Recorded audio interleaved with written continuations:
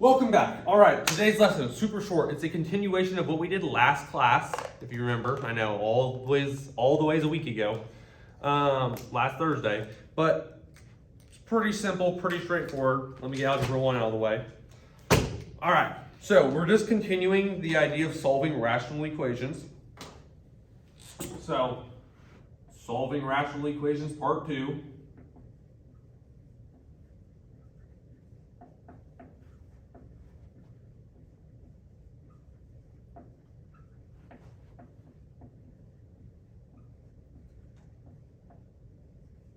Okay. But the thing on this one is that we already did half the lesson, so let's just do the other half. And that's why it's a part 2. Okay.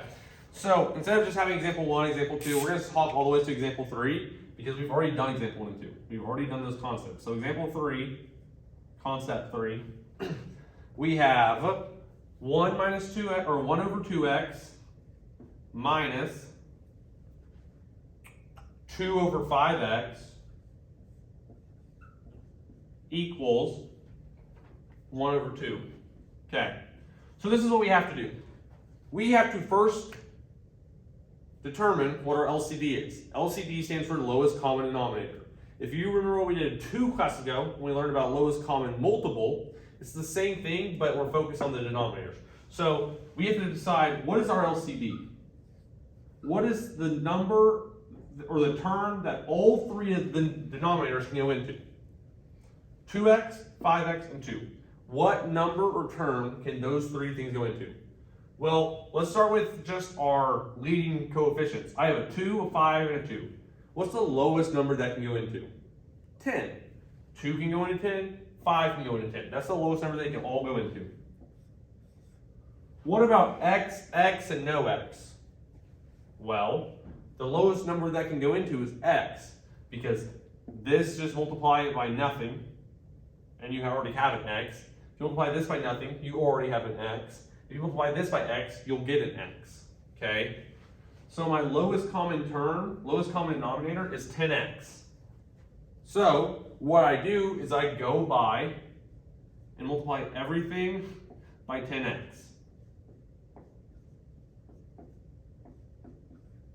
Okay? So when I do that, I'm always going to get the same thing on the bottom. The same thing is always going to cancel, going to be on the bottom. So now you just focus on your numerator. 1 times 10x is 10x. 2 times 10x is going to be 20x. And then 10x divided by 2, or 1 times 10x is going to be 10x. Okay? Now what you do is you divide everything by its denominator. So this is over 2x, this is over 5x, and this is over 2.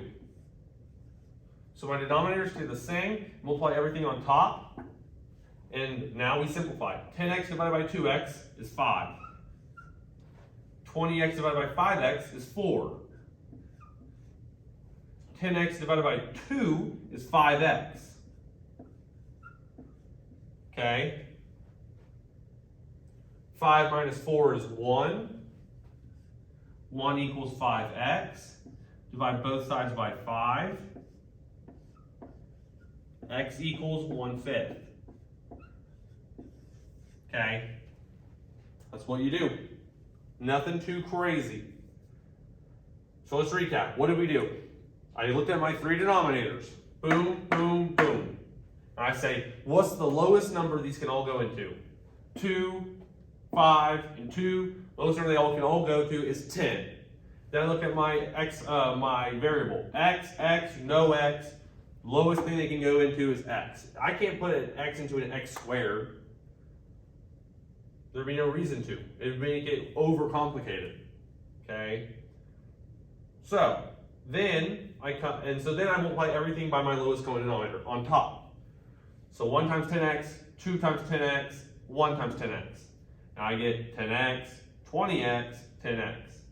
I then carry down my denominators. They stay the same. And I simplify. 10x divided by 2x is 5x. Or 5. Because 10 divided by 2 is 5. X divided by x is 0. Or, well, 1. 20 divided by 5 is 4. X divided by x, 1. It's gone. So I just left with negative. My subtraction sign falls down. I'm left with 4. And then 10x divided by 2. 10 divided by 2 is 5. X divided by no x is x. X falls down with 5. I then just solve for x. Okay? Pretty straightforward on this. Example 4 is about the same. All right, so we erase here, we erase here, we erase here. Because we're on to the final concept, concept number 4. Okay, so you have 15 over x plus 9x minus 7 over x plus 2 equals 9. Okay, so we have to find out what our LCD is. Lowest common denominator. Well, what are my denominators? My denominators are x, x plus 2, and 1, because the whole number of 9. So you have to put a denominator there, okay? So what's the lowest thing that x can go into? Lowest thing it can go into is x. What's the lowest thing x plus 2 can go into? X plus 2. And what's the lowest thing that 1 can go into? Well, 1 can go into anything, so we don't even have to include it in our LCD. This is our LCD. I can just have my two terms that are separated. You multiply them together, lowest common denominator. But the nice thing is we don't even have to do that. We can just multiply the top by x, x plus 2, x plus 2, x plus 2. Okay? And now it's pretty easy. I just say 15x, x plus 2 over x plus 9x plus, or minus 9 is 7 times x plus 2 over x plus 2 equals 9x x plus 2.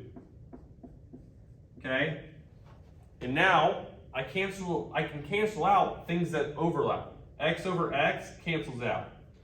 X plus 2 and x plus 2 cancels out. And now I can distribute. So what's 15 times x plus 2? Well, 15 times x is 15x.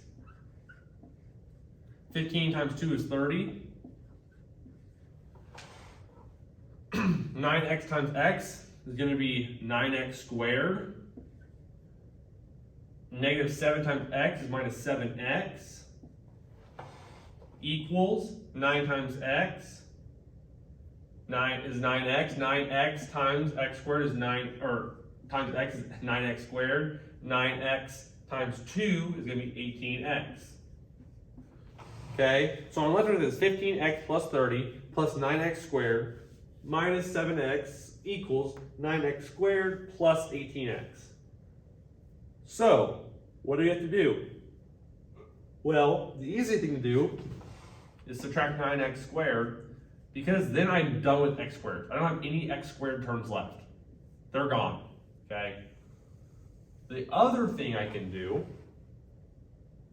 is combine like terms, and what I'm going to be left with is 8x, because 15x minus 7x is 8x, plus 30 equals 18x. Okay? Now, what's the easy thing to do? I have to get my x terms on both one side of the equal sign.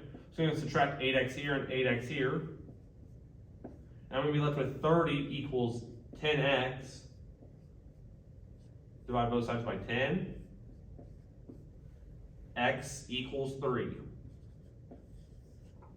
Okay? It might look like a lot, but really you just have to find your lowest common denominator, x and x plus 2.